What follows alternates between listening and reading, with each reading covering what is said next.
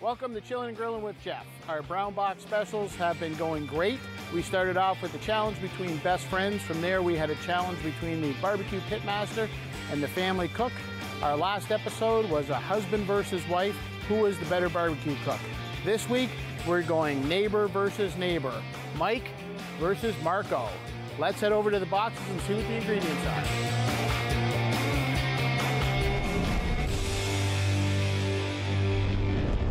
All right, you guys, that's enough of the standoff.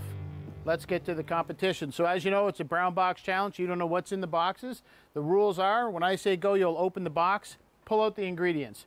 You can add whatever ingredients you want from your pantry or from the house, but you have to use everything in the box. You have to make one appetizer and one main course, again, using all the ingredients in the box. We're gonna judge you when you're done out of 20 points. I'm gonna give you 5 points for use of ingredients, 5 points for your barbecue skills, 5 points for plate presentation, and of course, 5 points for taste. So let's open the box and see what we got. Inside this one, we decided to shake it up a little bit. We've got a bag of cornflakes, some stewing beef, sour cream. This is a pork sirloin roast.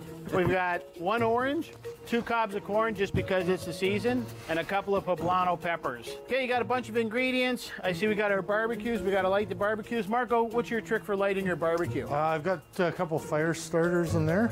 So you're actually going to use a torch. Mike, hold I just on, use Marco. a torch, yeah. Mike, don't you use a torch? I use a torch. This is the one I use. So how long does it take to light yours? A matter of seconds? And it's Yeah. actually lit. Oh, it's lit. You're good to go. That, you know what, that'll probably hit about 250 in about 5 minutes. Or Marco, you're going the more traditional method, less with the We call this the sane method. More of the same method here. How long will it take your barbecues to get up to temperature? 15 minutes. 15 minutes, as opposed to Mike's 8.5 seconds? This is going to be the main course, but I'm probably just going to prep it Okay. and then move on to what I have planned for the All right, appetizer. let's see your knife skills here. All right. You're cutting into that like you have a plan. Well, you know what I'm going to do is I'm going to try to butterfly it a little bit, smash it out. Marco, you're getting started over here. Oh, I'm almost done. Mike's well on his way. You got a lot of smoke happening. I heard a lot of French cooking terms over there, like smashed. Smash, burn, construction torch. Mike's going with the more delicate method. Yeah, I'm going to start with the appetizer. We're just going to do a stuffed poblano pepper. So we're gonna compare your knife skills with You are? Mike's. Yeah, he's using a machete. I'm not shocked. And you brought some. You have some interesting ingredients. I'm just looking around on your table. You got black beans. You got a can of Coke. Is that the drink or is that? That's my refreshment for the afternoon. So maybe we're gonna cook with it. I'm gonna do kind of a Mexican,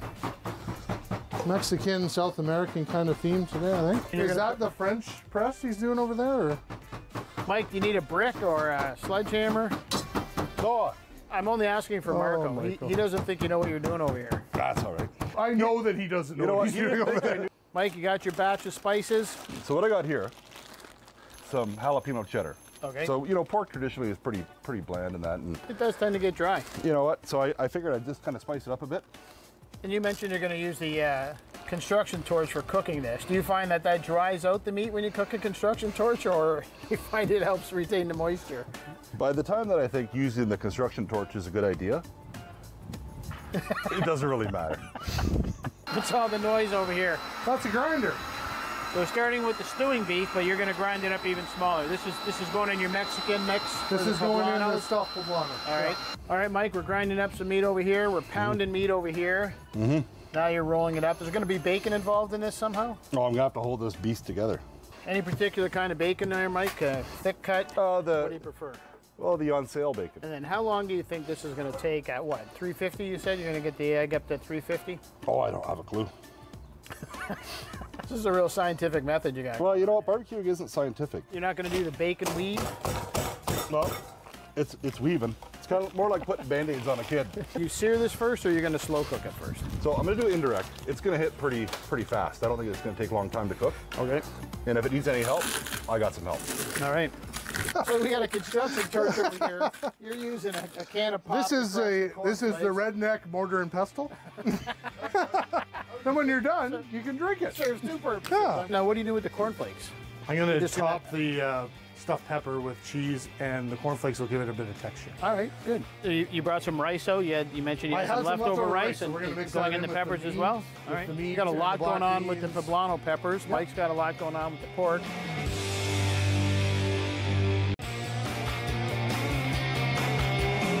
Stewing beef, Mike. Yeah. What's the strategy with the stewing beef? Stewing beef? Well, I'm going to cut it down a little bit. I'm going to try to attempt to do like a Mexican stew. Oh, okay. So I just want to... Are these both part of the main course, or do you have an appetizer? No, that's the appetizer. Bacon, do I look like a guy that likes, you know, this is an appetizer. No, no half-stuffed poblano for you, right? No. Right. So what I'm going to do is I'm going to use a poblano in the stew. So what I'm going to get going is get the beef all, you know, cooked up. Okay. Saute some garlic, some onions. Start adding some sauces. So now, are you going to put this in a cast iron pan? And just I do. So I have some oil going there. It'll be up to temp pretty soon. And there's corn going in the stew? Corn, yep. So the next thing I'll be doing after when I add all the sauce and stuff is to just slice off the kernels and the corn. And how about the cornflakes? Where is this going to come into play? Have you figured this part out yet? Oh, I figured it out, but I'm going to tell you later. We got the bacon out over here. Yeah. And a big chunk of messy pork. Well, we're going to wrap it in bacon and we're going to grill it. So we got 2 bacon. Oh, the tasting portion ought to be interesting. Very similar main courses going on. Other than one's going to taste good and one's going to taste like Mike made it. Any thoughts about the orange and the corn? Corn is going to be a Mexican street corn with the pork chop. And the orange is going to be a glaze, a sauce. What are you seasoning that up? Because I noticed you just added about 4 pounds of seasoning. No, we got some cumin, ancho, chili powder, chipotle chili powder, adobo seasoning, salt, pepper, and garlic powder. Right. So you're zesting up a little bit of lime and lime juice, lime zest, sour cream. And what else did you say you were throwing in there? A little bit of garlic powder. A little bit of garlic powder. How you going, Mike? Oh, I'm almost done. Yeah? You haven't burnt nothing yet? I don't. Well, Jeff's in charge of the onions. I'm not used to smelling you cooking. I'm used to smelling you burning. Okay, so I wasn't going to worry about judging you guys because you're neighbors. It wasn't like when we had a husband and wife, but we've attracted some neighbors who've been on a previous episode. They've set up as a peanut gallery, so we're going to put them to work. So they're going to be our official taste testers. So as soon as we have an appetizer done, remember points for plate presentation. We're going to get the experts to weigh in. And what we're going to do is we're going to get these on first to soften them up, but I needed my thing to get up to temp. So while they're softening up, tell me what you got in the pan. Okay, yeah, we got shredded cheese. I think I missed ingredients. Shredded cheese. So we sauteed some garlic, onion, a little bit of the poblano pepper, added can of black beans, can of corn, shredded cheese, bunch of spices, the beef, and that's going to be the stuffing. Going on. The stuffing. You're just letting that sit on the in the frying pan on the barbecue, let it get happy, stuff the peppers, and forget about them. Top them with some cheese, a little bit of the cornflake crumbs for some texture, and then that's our appy with the sauce that we made, the lime crema. Well, I would have thought you guys would have had the pork cooking by now, but neither one of you have got the pork cooking. Well, I'm grilling direct. It's not going to take long. You guys are the experts. I'm just the host. But Mike, I see a pile of stuff over there in that cast iron pan. Marco's just chopping cilantro. Pretty boring. Tell me about what we got going on over here. Yeah, we got a whole bunch of goodness here. Once this is all in here, how long do you figure this is going to take? About 45 minutes. All right, Marco, we got the orange. Somebody's finally using the orange. Now, you already made the lime zest with the sour cream earlier. This one's going to be different? Yeah, this is going to be for the Mexican street corn. Oh, okay. This is going to be what we're going to... Will you do it as a salad or leave it on the cob? I'm going to take it off the cob, grill it, brush a sauce over it with some feta cheese. So you're not going to use the other poblano pepper? No. Nope. So use of ingredients, you don't care about those. I'll put it on Marco's plate and he can get the points today. Hey, Marco, do you need another pepper to stuff? Sure. We're crumbling up some feta. Yeah. This is going to be for your Mexican street corn? That's right. You're leaving it on the cob, but you're grilling it on the cob. Yes. And this is your feta, your orange, your lime, your sour cream. Mayo. Mayo, grill the corn, toss it all together. That's right. One of my favorites. Brush this over top of it when the corn's done. Too bad I'm not judging. This is literally one of my favorite summer dishes. Well, that's why I did it. I thought you were judging. Oh, we were until your neighbors crashed the party, and now we're going to let them. Yeah, Marco, our very first Chillin' and Grillin' episode with Cheryl Miller. She did Mexican street corn salad. Oh, nice. It was awesome. Her kids went to, her grandkids, I think, went to town on it. Loved it. All right, now, finally, we're going after the cornflakes. Yeah, I think I'm going to do a deep fried ice cream. Deep fried ice cream. Will that be the main course? No, Or the that'll be a appetizer? dessert. That'll be a dessert? That'll be to sway the judges and feed the crew. And is that where the orange is going to come into play? Yeah, so what I might do is an orange drizzle. So I'll mix it with some sugar, maybe some icing sugar, whip it up with a little bit of butter, mix it up, heat it just a tad, and then drizzle it over the deep fried ice cream. So you're going with all three then, appetizer, main course, and dessert. Marco, did you hear that? What's that? Mike's sucking up to the judges over here. He's making dessert. That doesn't surprise me. It's going to have to cleanse the palate from what he's serving you for the dinner, so.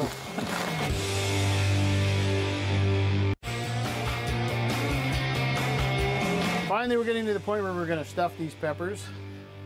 And I love stuffed peppers, but I have to admit I don't put nearly that quantity of ingredients and spices you have in there, so I'm anxious to try these. Good. They look great. Hopefully they look as good, or taste as good as they look. The poblanos already have a smokiness to them. That's what I like about them. And then you had them on there for a good half hour anyway, with a fair amount of smoke. Just to soften them up a bit. And if I remember correctly, you were going to put the cornflakes on top. Yeah, we're going to do cornflakes. I just need to grab the cheese. I'm switching over from stuffed poblanos to It's a deep fried ice cream. Fried ice cream. So what I'm gonna do is I'm gonna whip some eggs. Yeah. And then I got the cornflakes, and I'm just going to work fast and get the ice cream coated and put it back in the freezer, probably till about till we're ready to serve. Okay. So the whole idea is we're just gonna dunk and coat back in the freezer for probably an hour or so, and then we'll be ready. Into the deep fryer. Yeah, then we'll be good to go. All right, it's ready to go on. It's a little hotter than it was before. Yeah, we're up to about 475. He's got some heat going on over here. None of that 250-degree stuff. Oh, wait. That sounds like cooking. I don't hear that sound. No, I don't hear that This sounds sound. like slow cooking. I'm slow cooking, but guess what? I got a torch. So why don't we check your stew real quick before we? Yeah, that sounds great. Before we go too Let's far. do it. I think it's smelling good. I can smell it from here over Marco's stuff. Let's see this. All right. Ooh, look at that. So you know what? It looks like a lot of chaos, which it is. And well, the corn adds to it. You can see the poblano peppers cooking up nicely in there. The sauce is thickening up. you know what? It's The cast iron pan, it's a nice addition. It's going to bring in a lot of flavor in there. You got some smoke from the barbecue. well, you know what? I got a lot of surface area, so it allows it to thicken and evaporate a lot of the moisture quicker. Yeah, it'll cook a little quicker. Yeah, exactly. Versus using like a Dutch oven or something like that. Yeah. So you're working on the plate presentation points here, I see. Taking this up a notch. You're just going to drizzle that right over everything. You betcha. And this is the lime Crema. crema. Hey, judges, you ready to give our first appetizer a taste test? The number of judges is growing over here. We have 3. They have forks ready to go. I'll let you serve it up.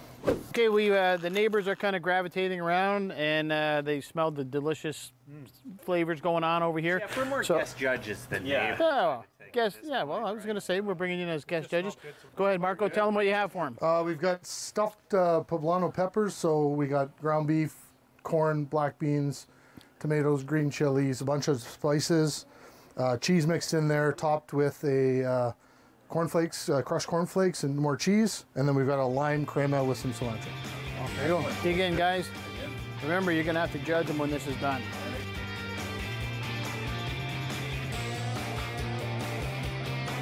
Okay, so we got our stew ready to go. It looks fantastic. This is your lime yeah, it's just crema that you're going to load up on top. that's it. In true Mike fashion, I see you're loading it up, and I see you have a medal on. Yeah. Tell us about the medal. So the medal was the the Delaware 2020 Rib Invitational, and which I placed first. So I am going to put a lime wedge and some nachos, and away we go. So we got some Mexican stew, we got some lime-infused sour cream, and some nacho chips. So this was Mike's use of the stewing beef and the sour cream and the corn, and then a whole bunch of about 1,000 different spices. That's about it. And lots of them. Yeah. The rest of the ingredients he's saving for the main course. Dig in, guys. Let me know what you think.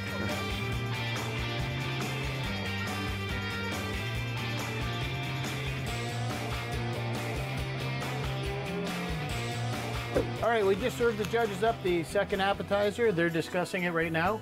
I noticed you pulled the pork off. You've got it resting under some foil sitting right here. Yep. You got the corn cooking. Let's take a look at that. Yep, we're just going direct. And you're just looking to char this, get it cooked, Yep, and this is and going to I'm be our just, Mexican street corn. That's right. I'm And just this is part of rotating your it a little. This is part of your entree. This part of my entree. Okay, you're just going to keep rolling it over the open flame. Yep. Mike, let's check the pork you've got on. You've had it on quite a while. You're going with the low and slow. Yeah, you know what? It needs a little bit of a helping hand. In the interest of time. It's not as crispy as you want it to be? No, so normally I would probably do this at 225 or so, let it take its time, let it crisp up. Usually they come together pretty quick. How are you going to speed up the crisping of the bacon? I'm glad you asked that question because back to the lighting of So we're just going to take a little bit of flame and give it a little bit of BTUs.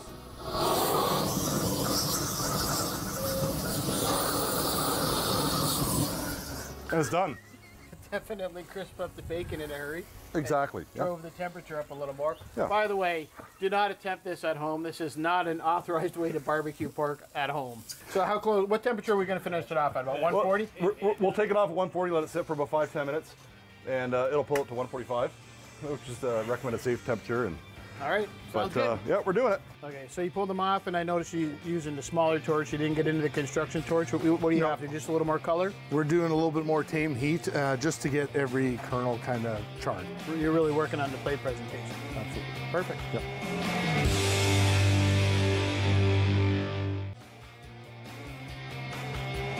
All right, guys, here's Marco's entree. Definitely working on some plate presentation. So the other things in the box that he used here was the pork roast and sweet corn. And the orange. And the orange. He did use the orange in the barbecue sauce. So he has managed to use all the ingredients and some of them in a couple of the courses. So go ahead, Marco, tell them what you did. Yep, we got Mexican street corn, so grilled corn mixed with a sauce of sour cream, mayo, lime, a little bit of feta cheese, and then dressed with a bit more crumbled feta cheese and cilantro. And then we did a direct grill on the pork, wrapped it in bacon, and we have an orange kind of infused barbecue sauce. There you go, guys. Perfect. Enjoy.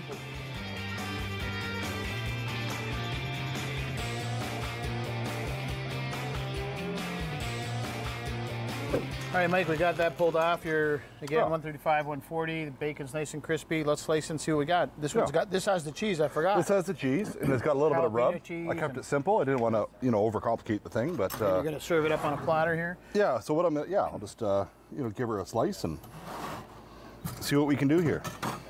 Perfect. Oh, Nate, look at the juice. Oh, your cheese is nice and melted. Great. Perfect. Came off ideal. Perfect. All right, let's slice that up and get that over to the judges. Okay, guys, one of the interesting things is with the ingredients, they both, Mike and Marco, went with a bacon-wrapped pork of sorts. And this is Mike's version of it. Mike, come on over. Mike did manage to use up all the ingredients as well. Tell him what you did here. All right, so I butterflied it. I added some jalapeno cheddar. I added some barbecue rub. I wrapped it up to hold it together with some bacon. I cooked it to about 140, let it come up to about 145.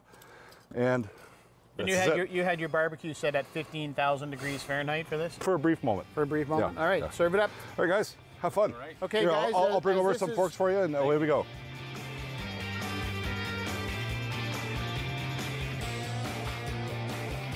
Mike, the judges don't know what the secret ingredient is here today that you're going to use to bribe them. So what are you doing? This is our ice cream from earlier. You're going to deep fry. You know what? I'll be honest with you. I didn't cook this for the judges. I cooked it for me.